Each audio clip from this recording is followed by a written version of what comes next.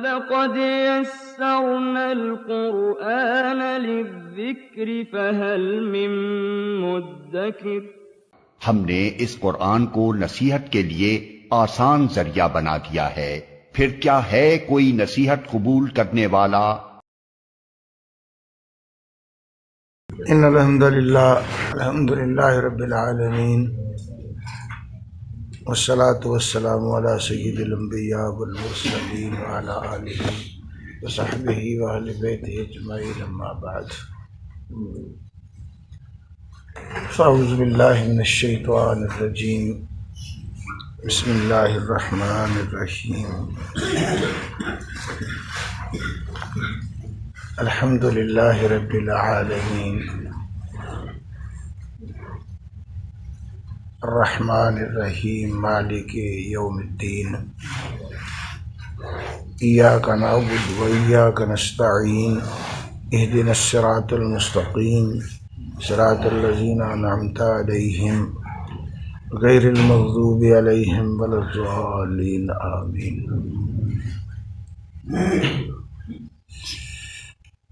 بھائی، آج اللہ کی توفیق سے ہم قرآن پاک کو ترجمے کے ساتھ اور اس کی کچھ ضروری وضاحت، توضیح جو ہمارے لیے زندگی میں ضروری ہے، اس کا آغاز کر رہے ہیں اللہ کی توفیق سے۔ اور پہلے بھی آپ نے قرآن پاک کا ترجمہ پڑھا ہے، لیکن اس دفعہ کچھ ساتھیوں کے کہنے پر ارادہ ہے کہ تھوڑی سی زیادہ وضاحت کی جائے۔ قرآن پاک تھوڑا سا اس کے ساتھ تعلق ہو تو وضاحت آدمی کو اس کی خود آ جاتی ہے، لیکن ہماری چونکہ زبان نہیں ہے، پھر بدقسمتی سے ہمارا نہ مسجد میں، نہ گھر میں، نہ کسی ہماری محفل میں، نہ تعلیم کے کسی درسگاہ میں قرآن کے تعلق کے لیے ہمارے لیے کوئی انتظام نہیں ہے۔ یہ مسلمانوں کا قرآن کے ساتھ بہت بڑا ظلم ہے کہ مسلمانوں نے قرآن کو وہ مقام نہیں دیا جو قرآن جس کا مستحق ہے۔ پہلی قوموں کے بربادی کے بھی یہی اسباب تھے کہ نبیوں کی زندگی میں ہی انہوں نے نبیوں کی تعلیم کو ضائع کر دیا، اپنی خواہشات کی وجہ سے، اپنی منمانیوں کی وجہ سے، اور اپنی چودراہٹوں اور اپنے مالی تموں یا ضروریات زندگی کی وجہ سے انہوں نے نبیوں کی دعوت کو اکثر نے مانا نہیں، جس نے مانا انہوں نے بھی اس کا حق ادا نہیں کیا، اور پھر ان کی کتابیں جو تھیں ان کو بھی بدل دیا گیا۔ لیکن قرآن کو اللہ نے محفوظ رکھا ہے، یہ ایک معجزہ ہے قرآن کا، اور یہ بھی تھی کہ اس کو اللہ نے قیامت تک کے لیے رکھنا تھا۔ اس کی ذمہ داری کسی انسان یا فرشتے یا کسی مخلوق پہ اللہ نے ہی ڈالی، اس کی ذمہ داری اللہ نے خود لی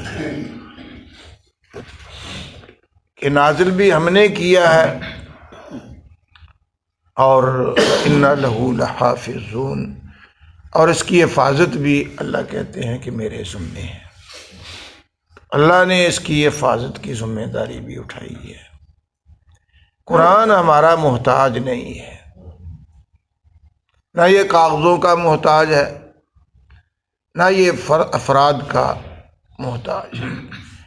اللہ نے اس کو باقی رکھنا ہے، قیامت تک کے لیے رکھنا ہے، جس طرح بھی وہ رکھے اس کی اپنی مرضی ہے، لیکن یہ قیامت تک کے لیے رہے گا، اس لیے کہ کوئی یہ نہ کہے کہ مجھ تک اللہ تیری دعوت جو تو نے نبی کو دے کر مکے میں، مدینے میں بھیجی تھی، وہ مجھے نہیں پہنچی۔ اللہ نے یہ قرآن پاک میں اصول ذکر کر دیا ہے کہ وما کنا معذبین حتی نبعث رسولا، میں نے قیامت کے دن کسی کو سزا نہیں دینی جب تک اس پر یہ حجت قائم نہ کر دی کہ تیرے پاس میری دعوت گئی تھی، میرا قرآن گیا تھا، میرے نبی کی تعلیم تجھ تک گئی تھی۔ آج تو میڈیا کا دور ہے، کوئی کہہ ہی نہیں سکتا کہ ہم تک یہ نہیں پہنچی، کوئی کونا نہیں رہے گا جہاں تک یہ قرآن جو ہے اور نبی اکرم صلی اللہ علیہ وسلم کی جو نبوت کی دعوت ہے وہ پہنچنا چاہیے۔ باقی ہم میں کمی ہے کہ ہم نے اس دعوت کو حقیقی معنوں میں جو ہمارا حق تھا لیا ہی نہیں۔ یہ حقیقت ہے جو میں نے ترجمے سے پہلے جو ہے نا میں کہہ رہا ہوں، میں نے پورا ہفتہ اس بات پہ ہی لگایا تھا، ساتھیوں کو بھی کہا کہ ہمارا قرآن کے ساتھ وہ جو تعلق چاہیے نہیں ہے، لیکن اس کا نقصان ہمیں ہے، نہ کریں گے تو اللہ کا یہ نظام ہے، ہم بھی آئے چلے گئے، پہلے آئے تھے چلے گئے، نبی آئے نیک آئے چلے گئے، جو آیا اس نے جانا ہے، لیکن ہم نے اپنا جا کر حساب دینا ہے۔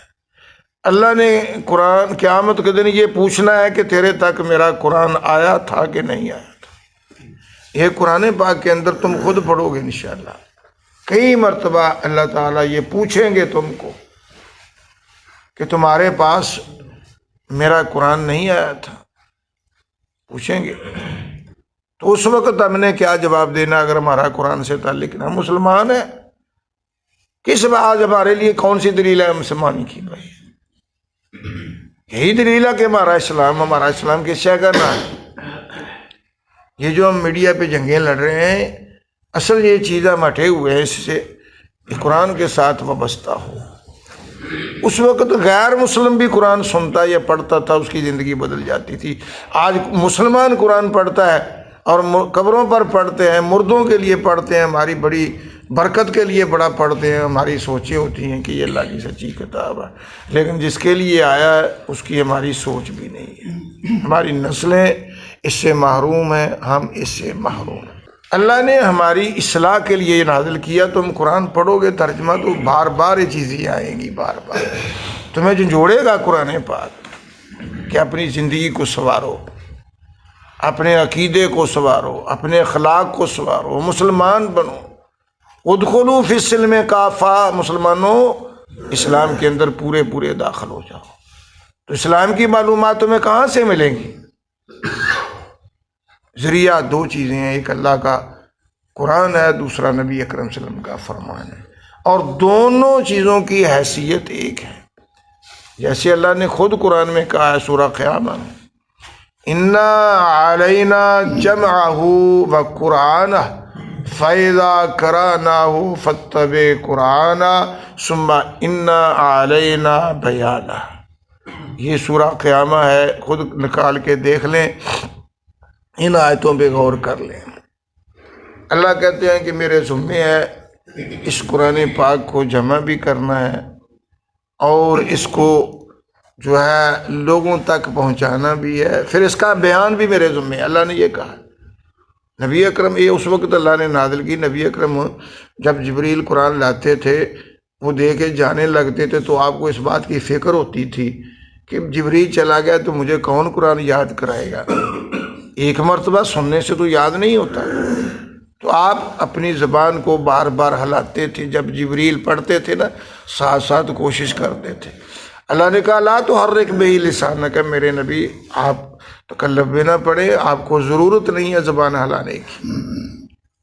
ہم پڑھیں گے یا ہم جمع کریں گے، اس کے معنی یہی بھی ہے۔